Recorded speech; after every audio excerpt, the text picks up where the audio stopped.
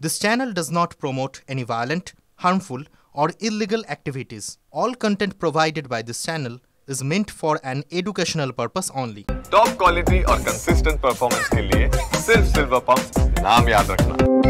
বিনা টিকিটে ট্রেনে যাতায়াত করার অভ্যাস, খুব সাবধান। এবার বিনা টিকিটে ট্রেন তো দূর, স্টেশনেও ঢুকতে পারবেন না। বিনা টিকিটে ভ্রমণ আটকাতে এবার বড় পদক্ষেপ করতে চলেছে ভারতীয় রেল।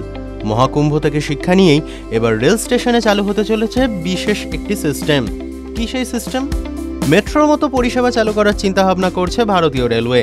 মেট্রো স্টেশনে যেভাবে টোকেন টিকিট পাঞ্চ করে ঢুকতে হয়, এবার রেল স্টেশনগুলিতেও সেই নিয়মই চালু করার কথা ভাবছে রেল।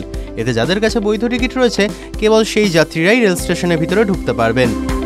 রেল স্টেশনে সাধারণত এক্সিট গেটে দাঁড়িয়ে থাকেন টিকিট পরীক্ষক বা টিটিইরা। বিনা টিকিটে ভ্রমণ করা যাত্রীদের ধরেন এবং জরিমানা করেন। যদি মেট্রোর টিকিটিং সিস্টেম চালু হয়, তবে ঢোকা ও বেরোনোর গেটে সকলকেই টিকিট পরীক্ষা করাতেই হবে।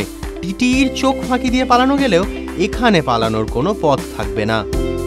কিভাবে এই সিস্টেম কাজ করবে? মেট্রো স্টেশনের মতো এবার থেকে রেল স্টেশনেও ঢোকার জন্য বৈধ টিকিট দেখাতে হবে। টিটিইরা ঢোকা ও বেরোনোর গেটে থাকবেন, যাতে কেউ গেট টপকে না ঢোকেন।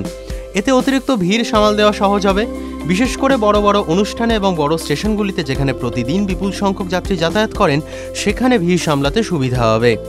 কেন এই পরিবর্তন করা হচ্ছে? মূলত ট্রেনে বিনা টিকিটে ভ্রমণ আটকাতেই এই সিস্টেম চালু করা হচ্ছে। এছাড়া স্টেশনে অতিরিক্ত ভিড় সামলানো তুলনামূলকভাবে সহজ হবে। সম্প্রতি দিল্লির রেল স্টেশনে যে পদপিষ্টের ঘটনা ঘটেছে, তা এড়ানো যাবে। স্টেশনের সুরক্ষা ও নিরাপত্তাও বাড়াবে এই টিকিটিং ব্যবস্থা। কবে থেকে চালু হবে এই সিস্টেম? আপাতত ভারতীয় রেলওয়ে নির্দিষ্ট কিছু স্টেশনেই ট্রায়াল করছে।